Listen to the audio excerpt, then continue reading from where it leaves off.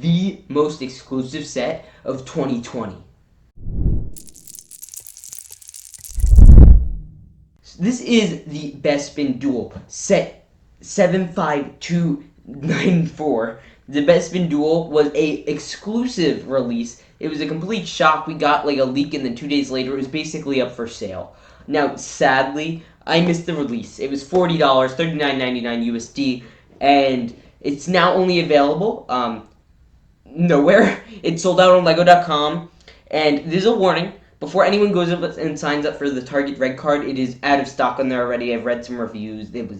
People signed up for the Target Red Card, which is the only way you get it at Target, just for this, and then it wasn't even available, so that really must suck for those people. And it is basically going up in price a ton. I bought this for $100, and it includes some other stuff, so if you take out the other stuff, we'll say it's probably around $50, $60, because I wanted to get it before it started going up like crazy.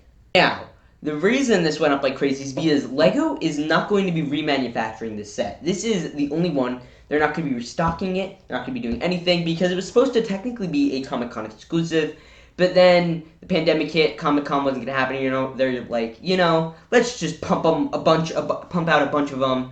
We'll try to get to as many to the world as possible. I believe a few Targets got a hold of them. Lego stores, they sold out instantly. But yeah.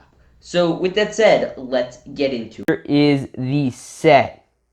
Now, this beautiful masterpiece, featuring over 200 pieces, comes with two great figures.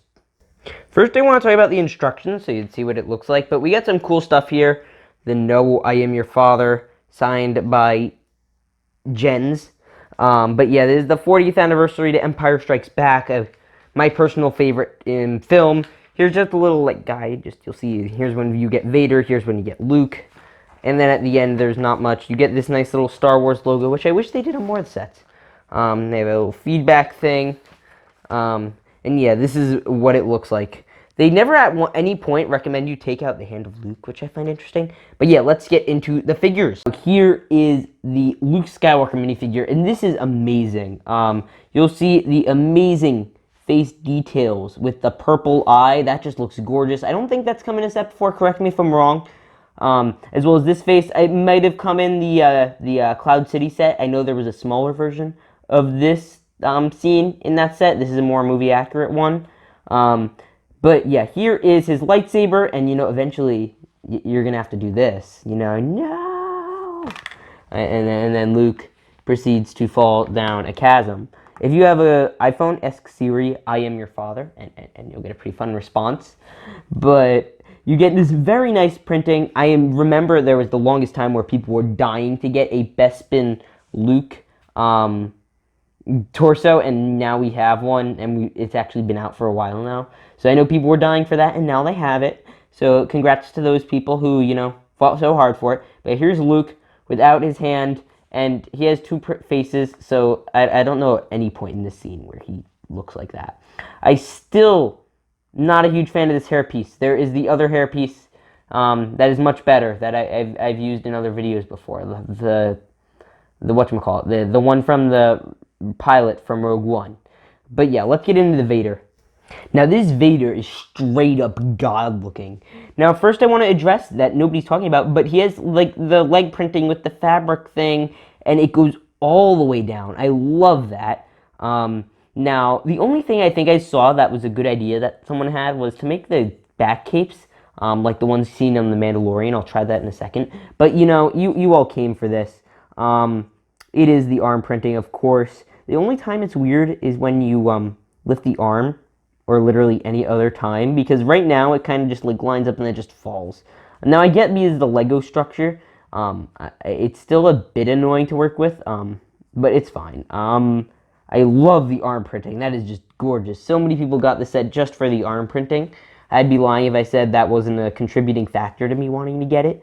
He also comes with this lightsaber, obviously. He comes with this arm. It comes with his standard happy-looking Vader head, which they need to change to be just kind of just straight-faced. And yeah, I love the leg printing. I find myself surprisingly liking the leg printing more, which is ironic. Yeah, I want to try that thing with the cape. I'll be right back. Yeah, this looks much better, especially on this figure. mainly because it captures Darth Vader perfectly. I think this should go for all the Lego capes, like Obi-Wan, any of them. Luckily, this came in the Mandalorian Battle Pack, so if you have that Mandalorian, put that sucker on. That's a recommendation, even on regular Darth Vader or anything. I mean, I just think that looks so much better. But tell me what you guys think about that. I think it's pretty good. But yeah, let's move into the build itself. The most iconic scene in all of Star Wars and possibly cinema itself. Finally, replicated in Lego Star Wars, the biggest Lego slash Star Wars toy property ever. Finally embodied fully in all of its glory. But yeah, so here it is, the set of the Bespin Duel. Now, it is pretty great. I love all the details. This is a little microphone. I'll walk your way through it. Here it is. Sorry about that. But yeah, you'll notice this little thing right here, and you could have a beautiful area for Darth to fit perfectly. This is why the cape needs to be thinner. And you will notice, like, there's a whole area, and you just got all this stuff. It's a nice, flat, and smooth. I love the smoothness of it. It was glorious. It's perfect for a desk piece. Like, oh my gosh, I'm going to put this on my desk upstairs. It's just so good looking. You got the little 40 for the Empire Strikes Back.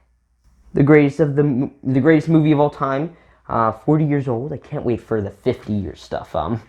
For the New Hope, at least. That should be exciting. But we got Darth telling him the famous lines. I also wanted to point out, this is the thing that he cuts. Nobody talks about. Like, he cuts with his lightsaber when he's fighting Luke, and then he misses, and then he gets chopped a little, and then, bye-bye arm or hand. And here's Luke dangling, as described in the set. And this thing looks great. Now, this is like we got some Captain Hook. Swords move down. You see some more of this red technique. All these little designs. I really love this. I took some creative liberties.